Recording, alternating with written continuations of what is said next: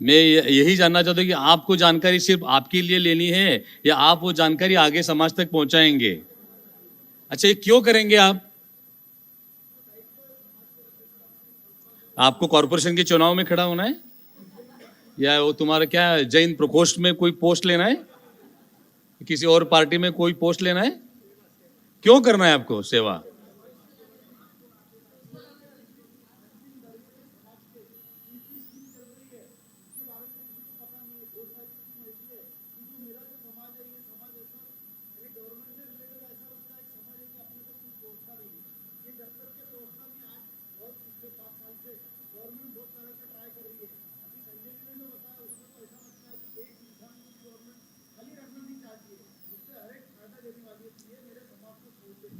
ये हमारा सबका दायित्व है जिस समाज में हम रहते हैं। अब हम जैन समाज के एम्पावरमेंट की बात करते हैं, लेकिन हमारा दायित्व तो उसके भी आगे है। समाज के हर गरीब व्यक्ति को अगर हम कुछ अच्छी जानकारी दे सके, उसको कुछ लाभ पहुंचा सके, तो हमारा नुकसान क्या होने वाला है? ये जितनी जानकारी हम बता रहे हैं, किसी को जेब में हाथ डाल के पैसा खर्च करने की जरूरत नहीं है, वैसी योजना बता रहे हैं। बाकी आपको जेब में हाथ डाल के जो करना है वो तो आप करते ही है। वो तो हमारे खून में भगवान महावीर ने हमें सिखाया ही है। अगर हमारे 100 रुपए तो हम 10 रुपए देंगे, उसको हमको किसी को पूछने की जरूरत नहीं है। बट कई ऐसी योजनाएं हैं कि जो हमारे जेब में हाथ डाले बगैर खाली हमें कनेक्ट करके देना है लोगों को। और हमें नॉर्मली जैन समाज क्या करता है, पूरे विश्व में हमारी पहचान क्या है? सबसे बड़ा दान देने वाला समाज के रूप में हमारी पहचान है। लेकिन फिर हमें आत्मनिर्भर बनना क्यों पड़ रहा है? क्योंकि हम दान किसको दे रहे हैं? हमारे जितने भी दान के प्रोग्राम चलते हैं, ना हम किसी की जाति देखते हैं, ना किसी का धर्म देखते हैं। जो भी जरूरतमंद है उसको देते हैं, देना ही चाहिए। लेकिन ये देते देते हम ये भूल गए कि हमारे जैन समाज में कितने ऐसे लोग हैं जिनको 2 वक्त की रोटी भी नहीं मिल रही है, हमें पता ही नहीं है। मतलब आपको हर सामान्य आदमी को तो छोड़ो, हमारे जैसे जो खुद को लीडर मानते हैं या लीडर के रूप में अपने आप को प्रस्तुत करते रहते, हमारे जैसे लोगों को भी आज से 10 साल पहले मुझे पता नहीं था कि हमारे समाज में इतने बड़े संख्या में बिलो पॉवर्टी लाइन लोग भी है। मैं हमारे संघ का अध्यक्ष था तो कोई ना कोई गरीब, कभी विधवा का एप्लीकेशन आता था, कोई जरूरतमंद का, तो हम देखते थे ठीक हो मीटिंग में रखो, अगले शनिवार को आओ, आज मीटिंग हो गई है, 4 धक्के लगाएंगे, फिर हमको उसको 2-5 हजार देंगे। फिर आदमी वैसे ही परेशान हो जाता है, 4 बार इनके बाद धक्के खाओ और देंगे क्या 2 या 5 हजार, वो भी एहसान करके। हम ऐसे सेठ गादी पे बैठेंगे और उसको मेहरबानी करके देंगे। हमारे भगवान ने हमें ऐसा दान देने का कहा है क्या? बिल्कुल नहीं कहा है। हमारे समाज में कोई ऐसा व्यक्ति होना ही नहीं चाहिए कि जिसे किसी के सामने हाथ फैलाना पड़े। लेकिन दुर्भाग्य है हमारा, हम सब तो नहीं कर सकते। ऐसी संख्या हमारे समाज में, मैं जब बोलता हूँ हमारे तो पूरा जैन समाज आता है, उसमें दिगंबर, श्वेतांबर, स्थानकवासी, तेरापंथी सब आ गए। मैं कोई एक जैन की बात नहीं करता हूँ। तो ये सारे अगर मिला के हम देखते हैं तो 30% पॉपुलेशन हमारा ऐसा है जो बिलो पॉवर्टी लाइन है। ये हम भी नहीं जानते तो बाकी समाज के लोगों के नजर में तो हम सारे अमीर और धनवान हैं। मतलब 2014 में जब हमको स्टेटस मिला तो साल 1.5 साल जब भी हम गवर्नमेंट के सारे राज्यों में मिनिस्टर, सीएम, ऑफिसर्स के सबके पास गए तो सब जब हमने फंड की बात की, आपका क्या संबंध है उसका? जैन समाज को क्या जरूरत है फंड की? सबका फर्स्ट क्वेश्चन यही था कि आप तो सारे देने वाले हैं, आप सारे अमीर हैं, आपको पैसे की क्या जरूरत है? जब हम बताते हैं कि आपको अगर देखना है जैन तो कोल्हापुर के ग्रामीण क्षेत्र में आओ, सांगली के ग्रामीण क्षेत्र में आओ, बेलगांव के ग्रामीण क्षेत्र में आओ। ऐसे तो पूरे भारत में है, मध्य प्रदेश में जाओ, आपको हर डिस्ट्रिक्ट, उत्तर प्रदेश में जाओ। लेकिन मैं हमारा नजदीकी मेरे होम टाउन का बात करता था। खेती में काम करने वाले जैन है। खेती में काम करना कोई बुरी बात नहीं है, ये अपनी खेती में नहीं दूसरों के खेती में जाके मजदूरी करते हैं। ऐसे हजारों जैन आपको दिखा सकता हूँ। अकेले कोल्हापुर डिस्ट्रिक्ट में, अकेले बेलगांव डिस्ट्रिक्ट में, अकेले सांगली डिस्ट्रिक्ट में, इन 3 डिस्ट्रिक्ट में मिला के जैनों का पॉपुलेशन 10 लाख है। रिकॉर्ड भी हमारे बहुत कम है, लेकिन actual 10 lakh population in 3 district में, एडजॉइनिंग डिस्ट्रिक्ट है, इसलिए मैं आपको एग्जांपल दे रहा हूं। तो इन सारे जैनों के आत्मनिर्भरता के लिए कौन काम करेगा? AIJMF 2014 से ये काम कर रहा है। पूरे भारत में हमारे आज 650 ब्रांच है, 22 राज्यों में हम काम कर रहे हैं। बहुत प्रयास किया है। कोरोना का 2 साल हम फिजिकल एड्रेस नहीं कर पाए लोगों को, तो हमने जूम के माध्यम से करने का प्रयास किया। यूट्यूब के माध्यम से करने का प्रयास किया, लेकिन इन 9 सालों में मैंने अकेले 1400 पब्लिक मीटिंग ली, 100-200 से लेके 3-3, 10-10 हजार लोगों की। लेकिन फिर भी आज के अगर हम देखेंगे कि इसका रिजल्ट क्या है, तो हम सिर्फ 25% लोगों तक ही पहुंच पाए 9 वर्षों में। और यही रफ्तार से हम चलेंगे तो और 10 साल लगेंगे हमें लोगों तक जानकारी पहुंचाने में, तो फिर बेनिफिट कब लेगा? और सिर्फ मैं भाषण करूंगा, आधा घंटा 1 घंटा हम सुनेंगे और फिर 2-4 नोट लिखेंगे, घर जाके वो पैड कहाँ जाएगा पता नहीं, और उसका आगे क्या होगा पता नहीं। ये हमारा पर्पज नहीं है। हमारा पर्पज है ये जानकारी, सिर्फ जानकारी नहीं देना है, उसके बेनिफिट लोगों तक पहुंचाने की व्यवस्था का निर्माण करना है। और ये व्यवस्था का निर्माण भारत के हर उस गांव में करना है जहां जैन समाज रहता है। 50-100 घर भी है, वहां भी ये व्यवस्था का निर्माण होना चाहिए। ये हमारा मकसद है। अभी हम 650 जगह पहुंचे हैं, उसमें कई जगह बड़े सिटीज में एक गांव में 20-20, 25-25 ब्रांचेस है, लेकिन कई गांव ऐसे जहां अभी तक हम पहुंचे नहीं है। अब हम सब जितने लोग यहाँ बैठे हैं, उनकी जिम्मेदारी उनके गांव तक सीमित नहीं है। आप आपके गांव के आसपास, आपके डिस्ट्रिक्ट में, आपके नेबरिंग डिस्ट्रिक्ट में जहां तक पहुंच सकते हैं, वहां तक पहुंच के लोगों तक ये जानकारी पहुंचाना है। इसलिए हमें आत्मनिर्भर जैन अभियान का मिशन आज लॉन्च कर रहे हैं, 1 मई से 12 नवंबर। 1 मई का रिलेवेंस क्या है? हम सारे जैन हैं यहां बैठे हुए। जैन धर्म की स्थापना कब हुई?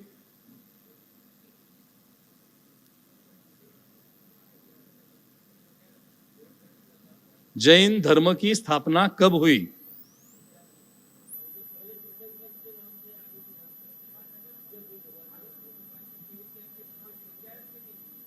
जैन धर्म की स्थापना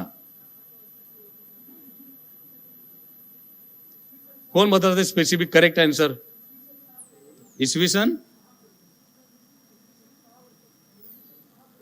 सन 6 पूर्वी, म्हणजे 2500 वर्षापूर्वी, 2400 साल पहले, 2600 साल पहले जैन धर्म की स्थापना हुई।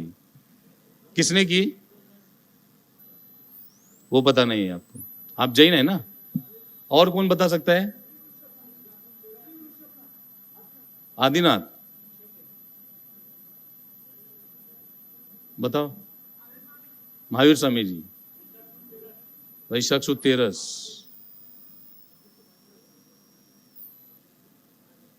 ये अगर हमारी स्थिति है जैन समाज की, जो हम प्रमुख कार्यकर्ता यहाँ बैठे हैं, हम समाज के पदाधिकारी है या पदाधिकारी बनने वाले हैं, ये हमारी अगर स्थिति है, तो सोचिए हमारे समाज के ऑर्डिनरी सामान्य व्यक्ति की क्या स्थिति होगी। मैं ऐसे एक समाज के, हमारे कॉलेज में एक लेक्चर दे रहा था, वहाँ हमारे 800-900 जैन समाज के छात्र थे जो ग्रेजुएशन की पढ़ाई कर रहे थे। कोई first year, second year, third year के स्टूडेंट थे, मतलब FY, SY, TY के 800-900 स्टूडेंट को मैंने पूछा यही क्वेश्चन कि जैन धर्म की स्थापना किसने की, तो मेजॉरिटी लोगों ने जवाब दिया भगवान महावीर ने स्थापना की। अब मैं पूछता हूं आपको, जैन धर्म कौन से धर्म में से आया है? कौन से धर्म में से पैदा हुआ है धर्म? हाँ, क्षत्रिय धर्म से, हिंदू धर्म में से? नहीं, अपनी पहचान जैन धर्म से बराबर है, बट ये धर्म आया कहां से?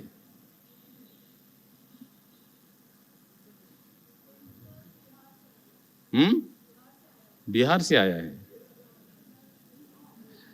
देखो, ये मतलब किसी की मस्करी करने का मेरा उद्देश्य नहीं है, आपको किसी को क्रिटिसाइज करना मेरा मकसद नहीं है। हम जब समाज के प्रमुख लोगों की ये स्थिति है, अगर कोई अजैन व्यक्ति हमें पूछे आपके धर्म के बारे में 4 क्वेश्चन, हम एक भी जवाब अगर सही जवाब नहीं दे पाते हैं, तो हमें शर्म आनी चाहिए खुद को जैन कहलाते हुए। हमें जैन धर्म की स्थापना किसने की ये पता नहीं है, जैन धर्म कब स्थापना हुई ये पता नहीं है, हम धर्म कहाँ से आया ये पता नहीं है, तो हम किस चीज के लिए जैन बने हैं? आज हम वो, मतलब आप गुरुदेव बुरा मत मानना, कई ऐसे नया बिजनेस है ये, श्री या क्या सदगुरु और कुछ है। मैं जो किसी को बुरा कहना मेरा उद्देश्य नहीं है, लेकिन वो क्या करते हैं, कितने लाख रुपए लेते हैं एक लेक्चर देने के लिए, हम कितने हजार फी भर के वो सुनने जाते हैं। हमारे गुरुदेव का व्याख्यान सुनने हम कब जाते हैं? पर्यूषण में मजबूरी से गए तो, चातुर्मास में कहाँ जाते हैं? वो जो काम धंधे नहीं है उतने ही जाते हैं। हाँ, वहां ये क्यों? क्योंकि हमारे गुरुदेव फ्री ऑफ कॉस्ट दे रहे हैं और ऊपर से 10-20 रुपए की प्रभावना मिलेगी। आज किसको वैल्यू है 10 रुपए की? वो वहां तो पैसा देके जा रहे हैं, हम चार्ज भर के रजिस्ट्रेशन करके बेंगलोर जाके इधर जाके उधर जाके कई हजार रुपए देके जाते हैं। जो भगवान महावीर स्वामी ने इतना ज्ञान दिया है, फ्री ऑफ कॉस्ट दिया, इसलिए हमें उसकी वैल्यू ही नहीं है। आज दुनिया के लोग जैन धर्म का रिसर्च कर रहे हैं कि क्या फिलॉसफी है, क्या विशेषता है कि ये लोग इतने सक्षम है, ये लोग इतने इकोनॉमिकली पावरफुल है, ये लोग इतने फिजिकली पावरफुल है, इनका ब्रेन दुनिया का सबसे अच्छा ब्रेन कैसा है, ये लोग रिसर्च करके जैन धर्म के प्रिंसिपल्स फॉलो कर रहे हैं। वो लोग जो फेंक रहे हैं वो हम ले रहे हैं। भगवान महावीर स्वामी हमारे 24वें तीर्थंकर थे। जैन धर्म की अगर हम इस अवसर पीने की बात करें तो हम कह सकते हैं कि ऋषभदेव भगवान ने इस धर्म की स्थापना की। अगर हम इस अवसर पीने की बात करें तो, अगर हम लार्ज बात करें तो ये अनादि अनंत काल से है।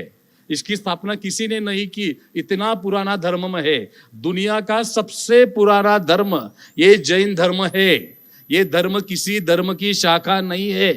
हिंदू धर्म की तो बिल्कुल नहीं है, किसी भी धर्म की शाखा नहीं है। बेसिकली हिंदू नाम का कोई धर्म ही नहीं है। वो सनातन धर्म हमारे प्रचलन हिंदू संस्कृति का हिंदू रूप हुआ है, हम उसे हिंदू धर्म कहने लगे हैं। और ये सनातन संस्कृति के सबसे प्राचीन ग्रंथ कौन से है? वेद। अगर आप वेद पढ़ेंगे, पढ़े हैं आपने वेद? अपने जैन ग्रंथ पढ़े नहीं, वेद कब पढ़ेंगे हम? अगर आप वेद पढ़ेंगे तो उसमें ऋषभदेव भगवान का उल्लेख है, उसमें भरत महाराजा का उल्लेख है। इसका मतलब क्या वेद से पहले जैन धर्म था? ये तो सिद्ध हो गया। एक सिंपल सब प्रूफ दे रहा हूं आपको। इतना प्राचीन जैन धर्म है, दुनिया का सबसे पुराना धर्म जैन धर्म है। और ये भगवान महावीर स्वामी ने 24वें तीर्थंकर के उनके कार्यकाल के शासन की स्थापना, वो हम कह सकते हैं कि भी 2600 साल पहले हुई। तो वो है वैशाख सुद 11 का दिवस, 13 नहीं है, 13 चैत्र सुद 13 भगवान महावीर साहब का जन्मदिन है। वो तारीख है 1 मई 2023।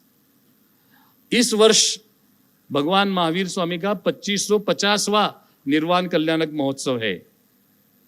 वो है 12 नवंबर को। हमें तो पता ही नहीं, भगवान अभी लिखा है 2550, इसलिए हमें पता है। अदरवाइज आप ईमानदारी से बताइए किसको पता था कि 2550वां निर्वाण महोत्सव है? ये बिना पढ़े यहां बैठे हुए लोगों में से किसको पता था कि इस बार हमारा 2550वां है करके? क्या लेना देना, आए कब गए कब, हम मजे में जी रहे ना उनके नाम से। क्या लेना देना हमारा उनके जन्म कब हुआ? उनके जन्म को हम जयंती बोलते हैं, ये भी नहीं जानते कि जयंती तो किसी भी आम नेता की भी होती है। सटोरे फटोरे वो अतीक की भी जयंती करेंगे जो कल मारा गया, माफिया। उनके साथ हम भगवान को कंपेयर करेंगे क्या? हमारे भगवान के जन्म को जन्म कल्याणक कहते हैं। जिस जन्म से या उनके पांचों कल्याणक, ये विश्व को कल्याणक शांति देने वाले होते हैं, विश्व का कल्याण करने वाले होते हैं, इसलिए उनको कल्याणक कहते हैं। तो हमारा ये तो आप निश्चित लेके जाइए कि आज के बाद हम लोग तो कम से कम कभी इसे जयंती नहीं कहेंगे, हमारे निर्वाण को पुण्यतिथि नहीं कहेंगे, भगवान के निर्वाण दिन को। हमारा भगवान का कोई भी कल्याणक, मतलब जन्म है, च्यवन है, उनका दीक्षा है या केवल ज्ञान है या मोक्ष, सारे कल्याणक के रूप में ही जाने जाने चाहिए। इतनी तो सावधानी हमें रखनी ही चाहिए। अगर हमारे पास ये बेसिक जानकारी भी नहीं है, मैं अगर पूछूंगा कि दुनिया में बहुत से धर्म है, आपके धर्म की विशेषता क्या है, अगर कोई पूछेगा आपको कि व्हाट इज द स्पेशलिटी या यूनिकनेस ऑफ जैन रिलीजन, आप क्या बताएंगे? सुबह जो मीटिंग में बैठे थे वो मत बताइए, बाकी सबके लिए पूछ रहा हूं मैं। नहीं याद होगा उतने तो, नहीं तो इन्हीं से में यहां तक कैसे पहुंचते हो? कौन बता सकता है कि जैन धर्म अलग क्या है? जैन धर्म की विशेषता क्या है? अहिंसा तो कई धर्मों में है, बुद्ध धर्म में भी है। कौन से धर्म में हिंसा बताइए? अहिंसा को तो सब धर्म बताते हैं। जियो और जीनो काइंड ऑफ अहिंसा हुआ। अनेकांतवाद ये सिर्फ जैन में नहीं है, जैन में है, बट और भी लोग उसको फॉलो करते हैं, और भी पंथ उसके निकले हुए। यूनिकनेस क्या है?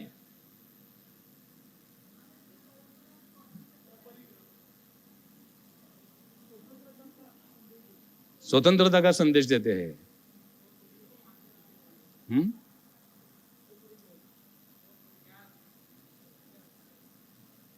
क्या होता है, कई बार कई चीजें ऐसे शब्द होते हैं जो भाषण में बोलने को बहुत अच्छे लगते हैं हमको, और वही हमारे दिमाग में रहते हैं। हमारी विशेषता क्या है, तो एक अहिंसा आएगा, अहिंसा परमो धर्म, जियो और जीने दो। आप किसी भी धर्म में उठा के देखिए, उनके भगवान कौन है? क्रिश्चियन धर्म के भगवान कौन है? आजा, दूसरा यीशु बन सकता है? एक ही बन गया। बुद्ध में कौन है?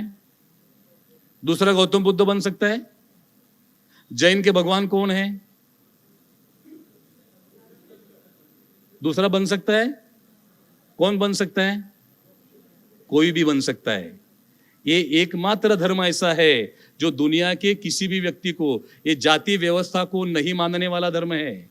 आज पूरा विश्व परेशान है जाति व्यवस्था से, जाति जाति पे झगड़े हो रहे, हम भी उसी दिशा में जा रहे हैं, लेकिन ये धर्म में जाति को कोई स्थान नहीं है। आपको मालूम होगा कि नहीं होगा मुझे पता नहीं है, 24 तीर्थंकरों में से अधिकांश तीर्थंकर जन्म से जैन नहीं थे, उन्होंने बाद में जैन धर्म का स्वीकार किया है। ये धर्म कोई परंपरा से मिला है तभी मैं जैन बना हूं, जैन कुल में पैदा हुआ है तो ही तीर्थंकर बन सकता है, ऐसा कोई रिस्ट्रिक्शन नहीं है। या कोई भी आदमी वो अटेन करके वो वहां तक जाके निर्वाण मोक्ष, वो सारी स्थिति है उसकी, वहां तक जाके तीर्थंकर भी बन सकता है। ये व्यवस्था दूसरे किसी भी धर्म में नहीं है। हिंदू धर्म में राम नया बनने का व्यवस्था है क्या? नहीं है। कोई कृष्ण बन सकता है क्या? नहीं बन सकता है। वही फिक्स भगवान है। एकमात्र धर्म ऐसा है जो भगवान बनने का अवसर देता है हर व्यक्ति को, हर व्यक्ति को, नॉट ओनली फॉर जैन, किसी को भी। और आज भारत में, दुनिया में कई ऐसे लोग हैं जो हमारे से अच्छा जैन धर्म पालते हैं। हम सब जैन बैठे यहां पे, पक्का? हाथ ऊपर करो जितने जैन हैं। आगे वाले जैन नहीं है? कंफ्यूजन है आपको? चलो इतना तो समझते, अच्छी बात है आप, क्योंकि मुझे, मैं 5 मिनट में पूरा करता हूं। भारत भर में जब घुमा तो मुझे हर जगह एक वैसे बहुत स्ट्रांग आवाज में भी क्वेश्चन पूछा, आप तो बड़ी जैन एकता की बात करते हैं, आप तो गांधी क्यों लगाते, आप जैन क्यों नहीं लगाते? आप में से भी कई लोगों को क्वेश्चन होगा कि आप जैन एकता की बात करते तो जैन लगाओ, तो लोगों को पता चलेगा आप जैन है। जैन नाम लगाने से हम जैन होते हैं क्या? नहीं होते हैं। वो जैन प्रिंसिपल फॉलो करने जरूरी है। अब मुझे गारंटी नहीं, अभी भी मैं रात्रि भोजन नहीं करता, मैं कंदमूल नहीं खाता, लेकिन अभी भी मुझे गारंटी नहीं है कि मैं 100% जैन हूं। मैं सारे प्रिंसिपल फॉलो करता हूं, इसलिए मैं जैन लगाने का हकदार हूं, ऐसा मैं नहीं मानता खुद को। और सिर्फ हम नाम लगाने से जैन हो गए, ये मानना गलत है। अभी हमारा सौभाग्य है कि हम जैन कुल में पैदा हुए, इसलिए आप बेनिफिट ले लो सब, लेकिन हम जैन बनने का भी प्रयास करो। मेरा आप सबसे अनुरोध है, आप व्यक्तिगत जीवन में क्या करते हैं ये पूछने का मुझे अधिकार नहीं है, लेकिन जब आप सार्वजनिक रूप से जैन समाज का नाम लगा के किसी भी संस्था में काम करते हैं, कोई भी संस्था जैन का नाम लगा के काम करती है, तो वहाँ जैनों के बेसिक प्रिंसिपल तोड़े ना जाए, इतना तो ध्यान हमें रखना चाहिए। उस ऐसे समारोह में जहाँ जैन नाम लिखा हो, वहाँ रात्रि भोजन नहीं होना चाहिए, वहाँ कंदमूल का उपयोग नहीं होना चाहिए, वहाँ बटर का उपयोग नहीं होना चाहिए। हम तो धड़ल्ले से बटर खाते हैं, क्योंकि बटर हमें चलता नहीं है, ये भी हमें पता नहीं है जैनों को। मैं तो कई ऐसे मित्र देखे पूजा करने वाले रोज डबल बटर लगा के रोटी लाना, डबल बटर। हमें पता ही नहीं है बटर में कितना दोष लगता है हमें।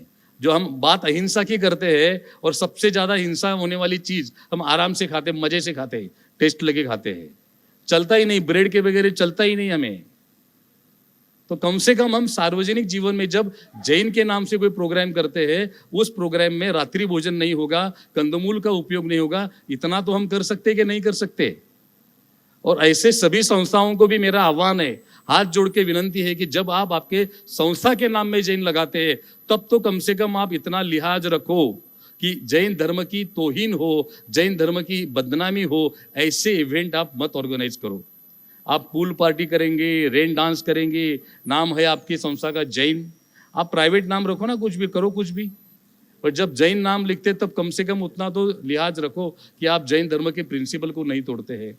और जब ये बेसिक बातें ही हमें पता नहीं है, तो हम ट्रेनिंग लेके लोगों को क्या बताएंगे? लोग पूछेंगे कि हमारे साधु भगवंतों की पहचान क्या है? उन्होंने सब त्याग किया हुआ है, वो पैदल चलते हैं, वो किसी साधन सामग्री का उपयोग नहीं करते हैं। और आज हमारा रिप्रेजेंटेशन करने वाले जो तथाकथित साधु या हवाई जहाज में घूमते हैं, व्हीकल का यूज करते हैं, और वो कहलाते जैन धर्म के आचार्य है। वो सब जगह होते हैं, राष्ट्रपति भवन में भी होते हैं, गवर्नर हाउस में भी होते हैं। लोगों को लगता है कि यही जैन धर्म के आचार्य है। और पूछते हमें कई नेता, आजकल पार्लियामेंट में मिलते हैं। आजकल मैं कई साधु मुनियों को पार्लियामेंट में देखता हूं। आप बुरा मत मानिए गुरुदेव, क्या काम है आपका पार्लियामेंट में? हम लोग है ना वहां जाने के लिए। गुरु भगवंतों का वहां जाके मिनिस्टर के पीछे जाके फोटो कढ़ाने का जरूरत क्या है? अभी आज नेता हमें पूछ ले कि आजकल आपके साधु भगवान भी हवाई जहाज यूज करने लगे हैं, अब क्या जवाब देना उनको हमने? ये स्थिति है, ये स्थिति के जिम्मेदार हम ही है, हम सब लोग हैं। हम ऐसे ही आचार्यों को जो सेलिब्रिटी बने हैं उन्हें बुला के फंक्शन करते हैं, स्टेज पे बुलाते हैं। आप करो धर्म का प्रसार, आप रेगुलर कपड़े यूज करो ना, फिर करो जो करना है। जैन भगवंत जैन धर्म के प्रतिनिधि की, साधु संप्रदाय के प्रतिनिधि के रूप में जब जाते हैं, बेसिक प्रिंसिपल अगर नहीं पालते हैं तो हम कहीं ना कहीं हमारे धर्म का इंसल्ट होता है और लोगों का हमारे धर्म के प्रति देखने का दृष्टिकोण अलग होता है। वही बात जो साधु भगवंतों के लिए, वही बात हमारे लिए भी है। जब हम जैन कहलाते हैं, जैन के नाम से संस्था चलाते हैं और वहाँ जैन धर्म का कोई पालन ही नहीं हो तो हमारे लिए अच्छा नहीं है। तो ये बेसिक चीज़ें हमें, जब हम कार्यकर्ता के रूप में, पदाधिकारी के रूप में समाज में जाएंगे तो ये बातें तो हमें ध्यान रखना जरूरी है। या आप AIJ में या किसी भी संस्था के समाज के प्रतिनिधि के रूप में जाएंगे और वहाँ जाके कंदमूल का सेवन करेंगे उनके घर में, तो बोलेंगे ये क्या बताएगा हमको, ये खुद तो कंदमूल खा रहा है। आप घर में भले खाते हो, बट वहाँ तो जाके जब संस्था को रिप्रेजेंट करते हैं तब तो कम से कम आपको बेसिक प्रिकॉशन लेना चाहिए। अब रही बात हमारी योजनाओं की, तो इन्होंने ट्रेलर बताया, माइनॉरिटी की कई सारी योजनाएं मैं पिछले 9 साल से बता रहा हूँ। आज नया क्या है मेरे देने के लिए, तो 2 योजना हमारे हाथ से चली गई है, वो जानकारी पहले बताता हूँ मैं आपको। जो प्री मैट्रिक स्कॉलरशिप थी, स्टैंडर्ड 1 टू स्टैंडर्ड 10, वो गवर्नमेंट ने बंद कर दी है। प्री मैट्रिक स्कॉलरशिप जो 1000 से लेके 10,000 तक की थी, वो गवर्नमेंट ने बंद कर दी है। गवर्नमेंट का कहना है कि राइट टू एजुकेशन एक्ट 10वीं तक है, जो जरूरतमंद है वो राइट टू एजुकेशन में एजुकेशन ले सकता है, उसे स्कॉलरशिप की जरूरत नहीं है। जो पढ़ो प्रदेश योजना थी, जो विदेश में जाने वाले बच्चों के एजुकेशन लोन का इंटरेस्ट गवर्नमेंट पे करती थी, वो भी स्कीम गवर्नमेंट ने बंद कर दी है। ये 2 हमारे लिए नई अचीवमेंट है, इसे अचीवमेंट नहीं कहा जाता है। हमारा जो माइनॉरिटी मिनिस्ट्री का बजट था 5,000 करोड़ का, वो इस साल नए बजट में 3800 करोड़ हुआ है, तो 1200 करोड़ का कटौती हुआ है। इसमें मेनली ये प्राइमरी स्कॉलरशिप जो थी उसका क्वांटम सबसे बड़ा है, वो गवर्नमेंट ने इस साल ये 2 योजनाएं बंद कर दी है। और जितनी योजना हमारे लिए है, अगर आने वाले 2 साल 3 साल उन योजनाओं का हम बेनिफिट नहीं लेंगे तो धीरे धीरे वो भी योजनाएं बंद हो जाएगी। तो गवर्नमेंट एनालिसिस करती है कि लगातार 3 साल, लगातार 5 साल अगर उस स्कीम में लोगों के एप्लीकेशन नहीं आते हैं, इसका मतलब लोगों को इसकी ज़रूरत ही नहीं है। तो हमारे जैसे संजय भाई कहाँ गए, नीचे चले गए भावनगर के, उन्होंने पूछा कि सुबह NEC में ज्ञान भंडार की योजना का पैसा मिला नहीं। मैं उनसे पूछना चाहता था, रह गया, कि आपने अप्लाई कब किया था? मैं श्रुत भवन को कितनी बार बोल चुका हूँ, आपने अप्लाई किया है? किया नहीं। और हम कोई पूछते कुछ मिलता नहीं है, सिंपल पहला जवाब आता है। कई ट्रस्टियों को मिलता हूँ, क्या हमारे कुछ मिलता नहीं है माइनॉरिटी में। अभी 9 साल हमने देखा है, अभी इन्होंने कहा कि मुद्रा मिलता ही नहीं। जैसे कोई बोल रहा है स्कॉलरशिप मिलती ही नहीं है। अरे बस तुमने एप्लीकेशन कब किया था? नहीं, कहाँ करने का एप्लीकेशन, मिलता ही नहीं तो क्यों करने का एप्लीकेशन? ये हमारी पहली मानसिकता है सबकी, मिलता ही नहीं है। गवर्नमेंट का पैसा लेना है या किसी के पास भी कुछ अगर हम लेना है तो मांगना पड़ेगा, मांगने का एक सिस्टम बनाया हुआ है, प्रोसीजर है। अगर हम एप्लीकेशन नहीं करेंगे तो कोई गवर्नमेंट आपको घर पे लाके पैसा देगा नहीं, या आपको घर पे लाके ऑनलाइन अप्लाई करवाएंगे, लेकिन एप्लीकेशन तो करना पड़ेगा। अब वो इतनी सुविधा गवर्नमेंट ने दी है कि वो आपको घर पे लाके करने को तैयार है। गवर्नमेंट 5 साल बुलाती रही, आओ हमारे सेवा केंद्र में आओ, इधर अप्लाई करो। हम तो घर पे बैठे देखते रहे, भी देखेंगे होता है कि नहीं, हमारे लिए है ही नहीं। अब फिर परेशान गवर्नमेंट हो गया कि भाई जाओ तुम घर भर जाके कराओ लोगों को। गवर्नमेंट चाहती है हर आदमी को कुछ ना कुछ दे उसको। हाँ,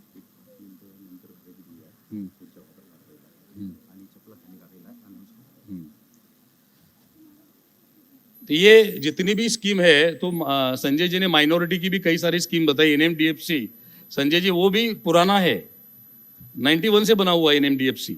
वो स्कीम रिवाइज होती रहती है। हाँ नहीं, उसका लीगल स्टेटस बदला है और कॉरपोरेशन पहले से है वो। तो ये कॉरपोरेशन पहले से उसका पहले बिजनेस लोन का जो था सबसे हमारे लिए जरूरी या उपयोगी चीज़ है वो 5 लाख तक का लिमिट था। जब नजमा हेपतुल्ला मिनिस्टर थी तब एआईजे में अपने प्रेजेंटेशन दिया कि 5 लाख में जैन समाज का कोई बच्चा कोई बिजनेस नहीं कर सकता है। हमारे लिए कम से कम 10-20 लाख की व्यवस्था वो तभी हमारा कोई बच्चा व्यवसाय कर सकेगा। हमने बहुत झगड़ के 50 लाख मांगा, वो 30 लाख तक का स्कीम अप्रूव हुआ है। और इस साल 5 साल तो महाराष्ट्र में भी नहीं मिला, वो लाख रुपए दिया। हालांकि वो अप्रूवल 30 लाख का पूरे भारत के लिए है। तो 30 लाख रुपए तक का बिजनेस लोन अभी महाराष्ट्र गवर्नमेंट को 40 करोड़ का फंड आया हुआ है। अब ये 5-5 लाख दे रहे हैं और मेजॉरिटी फंड मुस्लिम समाज में जा रहा है क्योंकि वो लोग अप्लाई करते हैं। हम लोग सिर्फ घर में बैठ के चर्चा करते हैं। अप्लाई करता है कोई तो बोलता है नहीं रे, वो आदमी बराबर जवाब नहीं देता है, वो डॉक्यूमेंट होता ही नहीं है, वो देता ही नहीं है। इसलिए हमें ऑर्गेनाइजेशन चाहिए।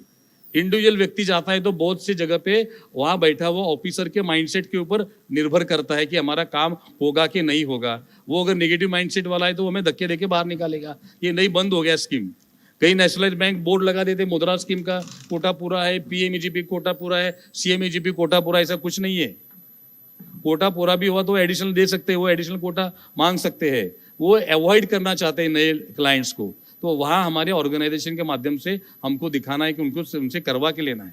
ये स्कीम है, आपको देना पड़ेगा। तो उसके लिए जो पेपर वर्क है वो तो हमें करना पड़ेगा। बहुत इजी पेपर वर्क रखा है, लेकिन हम सबसे कमजोर होते हैं पेपर वर्क में।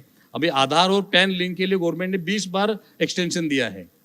अभी तक कई लोगों का बाकी होगा आधार पैन लिंक, बट अभी कंपल्सरी होने वाला है। वैसे ही हमारे जितने भी उन्होंने योजनाएं बताई उसमें आधार कार्ड उस योजना के साथ लिंक करके एक्टिवेट करना जरूरी है, जो हम करते ही नहीं है। आधा काम हो जाता है, आधा काम पेंडिंग रखते हैं तो स्कीम का बेनिफिट नहीं मिलता है। तो ये सारे स्कीम के लिए हमें उसके डिटेल जानने के लिए हमारा एक बुक बना हुआ है। वो बुक आज तो सभी को नहीं मिला होगा, लेकिन जितने भी आज आए हुए रजिस्टर्ड है आपने, तो आप सबको बुक वो बाय पोस्ट या बाय कुरियर मिल जाएगा। आज जितनी नई स्कीम की जानकारी दी है उसका सारा डाटा कंपाइल हो रहा है। तो माइनॉरिटी की स्कीम और सेंट्रल गवर्नमेंट की स्कीम्स जो सभी के लिए है, जो हमारे लिए भी है और बाकी सबके लिए, लेकिन हम उसका बेनिफिट लेते नहीं है। वो सारे स्कीम वो भी आपको एक बुक के माध्यम से हम अगले 1 मई के पहले, 1 मई से अपना ये अभियान शुरू हो रहा है, उसके पहले वो किताब सबको उपलब्ध हो जाएगी। वो हिंदी में, इंग्लिश में और मराठी में तीनों लैंग्वेज में वो बुक आ रही है। तो ये हमें सब चीज़ें समझ लेना जरूरी है और समझ के लोगों तक डिलीवर करना जरूरी है। और इसके लिए अगर हमें पता नहीं होगा तो हम आगे लोगों को क्या बताएंगे। और उसका लिए सिर्फ बताने से चलेगा नहीं, हमें वो व्यवस्था का निर्माण करना है। इसलिए जहाँ भी माइनॉरिटी फेडरेशन का ब्रांच नहीं है वहाँ आपको ब्रांच गठित करना है। आपको जो किताब दिया है उसमें ब्रांच बनाने का पूरा प्रोसेस दिया हुआ है, ब्रांच मैन्युअल दिया हुआ है। इस ऑर्गेनाइजेशन का कॉन्स्टिट्यूशन क्या है वो भी पब्लिक डोमेन में है। मैंने कई ऐसे जैन संघ देखे हैं, कई ट्रस्ट देखे हैं, उनकी घटना किसी को पता नहीं होती है। हम मांगने जाए तो दिखाएंगे नहीं, वो बोलेंगे ये घटना क्यों मांग रहे हैं भाई, ये इलेक्शन लड़ने वाला है कि क्या, ये ट्रस्टी बनना चाहता है क्या। वो घटना खोल के दिखाते ही नहीं क्या प्रोसीजर है। इस ऑर्गेनाइजेशन की घटना सभी के लिए ओपन है। कौन ब्रांच प्रेसिडेंट बन सकता है, कौन प्रदेश बन सकता है, कौन राष्ट्रीय अध्यक्ष बन सकता है, सब लिखा हुआ है। जैसे हमारे यहाँ भगवान बनने की सबको मुभा है, वैसे इस ऑर्गेनाइजेशन में राष्ट्रीय अध्यक्ष हर कोई व्यक्ति बन सकता है। ये इस ऑर्गेनाइजेशन की विशेषता है। आप एक बार पढ़िए ब्रांच कैसे बनाना है और वहाँ सिस्टम डेवलप करना है। वहाँ आपके ब्रांच का ऑफिस चाहिए, वहाँ संगठन का बोर्ड चाहिए, वहाँ लैपटॉप चाहिए और इंटरनेट का कनेक्शन चाहिए। हम प्रयास करेंगे कि लैपटॉप किसी योजना के माध्यम से अगर दिया जा सके तो वो भी प्रयास करेंगे। अब इनका पूरा टीम हमारे साथ जुड़ रहा है। पूरे महाराष्ट्र में तो भी एग्जिस्टिंग है, भारत के बाकी राज्यों में भी हम टाई अप करने का प्रयास कर रहे हैं कि इनका टीम या फिर हमारे नए लोग इनके टीम में कैसे इन्वॉल्व करें। उन्हें भी कुछ रेम्यूनरेशन मिलता होगा ना। हाँ, तो वो भी हम जो जरूरतमंद है और जो ये काम करना चाहता है घर घर जाके प्रोसेस करवाना, तो हमारे बच्चों को वो भी इन्वॉल्व करेंगे। अगर नहीं तो इनका सिस्टम का उपयोग करके हमारे समाज के सभी लोगों तक पहुंचना है। अभी राष्ट्रीय आयोग के चेयरमैन लालपुरा जी आएंगे, वो कैबिनेट मिनिस्टर का स्टेटस है सेंट्रल गवर्नमेंट का। माइनॉरिटी कमीशन के माध्यम से कई सारे हमारे अधिकारों की सुरक्षा के लिए उपयोग होता है। वहाँ से स्कीम नहीं होती है, बट हमारे अधिकारों की सुरक्षा कैसे होती है, क्योंकि ये माइनॉरिटी के बेनिफिट सिर्फ पैसों के बेनिफिट तक सीमित नहीं है। हमें कई सारे अधिकार मिले हैं, उसका भी उपयोग कैसे करना ये भी समझना जरूरी है। फिर हमारे धार्मिक अधिकार है, एजुकेशन के अधिकार है, हमारे धर्म की सुरक्षा के अधिकार है, समाज के सार्वजनिक व्यवस्था के निर्माण, जैसे ये महावीर प्रतिष्ठान का भवन बना है इसलिए हम यह फंक्शन ले पा रहे हैं। ऐसे समाज भवन हम हर गांव में बना सकते हैं। उसके लिए सरकार से 75 लाख रुपीस का अनुदान मिलता है, 75 लाख रुपए का अनुदान मिलता है। वो 3 साल रजिस्टर्ड ट्रस्ट चाहिए, उसका बैलेंस शीट ऑडिटेड चाहिए, लैंड उनका खुद का चाहिए और उसको सैंक्शन प्लान चाहिए। ये बेसिक कंडीशन होती है। किसी भी गवर्नमेंट स्कीम के लिए समाज को अप्लाई करना है या संस्था को अप्लाई करना है तो 3 साल पुरानी संस्था और 3 साल का ऑडिट रिपोर्ट ये कंपल्शन है। किसी भी संस्था गवर्नमेंट के किसी भी स्कीम के लिए जाना है तो ये बेसिक क्राइटेरिया है। और उसके बाद आपका प्रोजेक्ट रिपोर्ट, एस्टीमेट, ये सब आगे की बातें हैं। क्या किस चीज़ के लिए आप अप्लाई करना चाहते हैं उसके ऊपर डिपेंड करता है। समाज भवन की योजनाएं है, सार्वजनिक व्यवस्था का निर्माण, जैसे हमारा क्लस्टर है, जैसे ये मार्केट यार्ड का एरिया है, गंगाधाम का एरिया है, जहाँ क्लस्टर में जैन पॉपुलेशन है तो वहाँ के रोड्स के लिए, स्ट्रीट लाइट के लिए वो भी फंड गवर्नमेंट का है। ग्राम पंचायत को 10 लाख रुपए हर ग्राम पंचायत को माइनॉरिटी कम्युनिटी एरिया डेवलपमेंट के लिए दिया जाता है। हर नगर पंचायत को है, हर नगर निगम को है कम्युनिटी डेवलपमेंट के लिए, सार्वजनिक सुविधा का निर्माण। PM 15 पॉइंट प्रोग्राम के अंदर जैसा इन्होंने बता रहे थे, कई सारी योजनाएं जो सार्वजनिक सुविधाओं के निर्माण के लिए है। तो ये सारी सुविधा, ये सारी योजना हमारी किताब में दी हुई है। AIJMF के AIJMF.in वेबसाइट पे भी ये सारी स्कीम दी हुई है। वो स्कीम आप पढ़ सकते हैं, आपको किताब भी मिलेगा और ऑनलाइन भी अवेलेबल है। आप किताब खोल के पढ़ना नहीं चाहते तो आपको ऑनलाइन भी मिलेगा। और वो आप जब तक उसको जानकारी लेके आपको जो भी डाउट्स है, आज भी हम 5 मिनट का रखते हैं टाइम ब्रेक लेके, तो वो आज भी पूछ सकते हैं, या आप वो पढ़ के उसके बाद आपके जो क्वेश्चन आते हैं कि इसके क्या है तो आप उसको जानकारी देने का हेड ऑफिस से आपको प्रयास किया जाएगा। हमारा मेन पर्पस है इस अभियान के माध्यम से पूरे भारत के हर जैन परिवार तक हमें पहुंचना है। ये 6 महीने का टारगेट हमने लिया है, आत्मनिर्भर जैन अभियान। हमारे समाज के किसी व्यक्ति को किसी भी तरह की मदद के लिए हाथ फैलाना नहीं पड़ेगा, ये हमें ध्यान रखना है। उसके स्वाभिमान उसका अबाधित रखते हुए उसे सारी सुविधा मिलनी चाहिए। ये हमारे आत्मनिर्भर जैन अभियान का मकसद है। वो जरूरतमंद है या वेल टू डू है या समाज है, सबके लिए इसके अंदर कुछ न कुछ योजनाएं हैं। जो टैक्स पेयर है उसके लिए भी इंश्योरेंस की कई सारी योजना है, पेंशन की योजनाएं है, समाज के लिए योजना। ये सारी योजना की जानकारी हमें कब मिलेगी, तब हम इससे अवेयर होंगे। और ये जानकारी हमारे तक नहीं रखते हुए हम समाज को आगे तक पहुंचाना है। ये व्यवस्था का निर्माण हमें हर गांव तक करना है, उसमें आप सब लोग सहभागी बने, ऐसा मेरा आपसे अनुरोध है। हमारे बिजनेस के लिए गवर्नमेंट की योजनाएं है।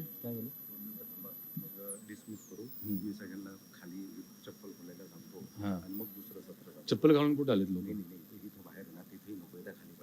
का